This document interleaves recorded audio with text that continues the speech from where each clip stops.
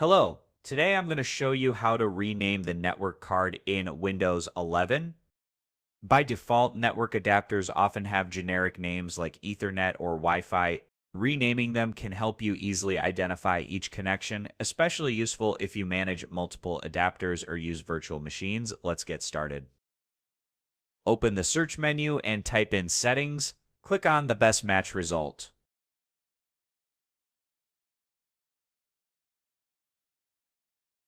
On the left panel, select Network and Internet. On the right panel, select Advanced Network Settings. Under Network Adapters, find your active network adapter. Click on it, then click the Rename button. Enter the new name you want and click Save. That's it. You've successfully renamed your network card in Windows 11. Hope this tutorial helped you. See you in the next video. Goodbye.